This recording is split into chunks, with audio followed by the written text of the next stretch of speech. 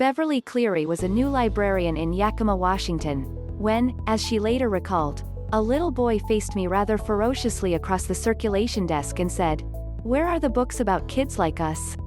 She was stumped. There were many volumes about precocious British tots with nannies and pony carts, she said, but none that would appeal to grubby neighborhood kids, like the boy before her, or to the adventure-seeking girl she had once been. That encounter in the library set Mrs. Cleary, who died March 25 at 104, on her way to becoming one of the most beloved children's authors of all time, a chronicler of childhood who found the whole of human experience within the ordinary high jinks of growing up. Her publisher HarperCollins said she died in Carmel, Calif, but did not give a cause. Mrs. Cleary wrote more than 40 books, many about high-spirited youngsters such as the spunky Ramona Quimby and adventurous Henry Huggins, a third grader with hair, like a scrubbing brush, and a knack for getting into gentle scrapes with his mutt, Ribsy.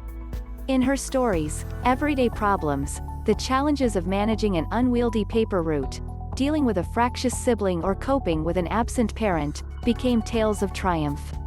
The books sold more than 85 million copies and became, like the works of Maurice Sendak and Theodor, Dr. Seuss, Geisel, essential reading for generations of schoolchildren.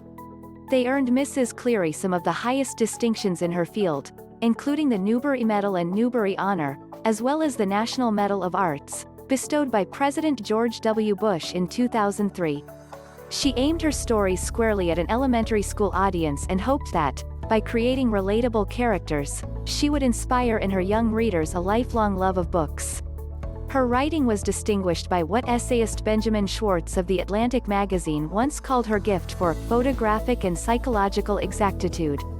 Mrs. Cleary pulled heavily from memories of what she once described as her free and wild youth in Oregon, first on a farm and then in Depression-era Portland, employing what she called, all the bits of knowledge about children, reading and writing that had clung to me like burrs or dandelion fluff.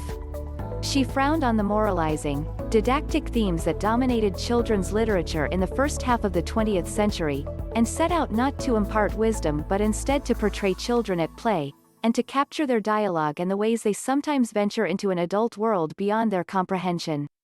Mrs. Cleary's stories paved the way for the more mature subject matter of young adult writers such as Judy Blume, who credited her as a significant influence. The setting of Mrs. Cleary's first work, Henry Huggins, 1950, was modeled on Hancock Street in Portland, where she lived as a child.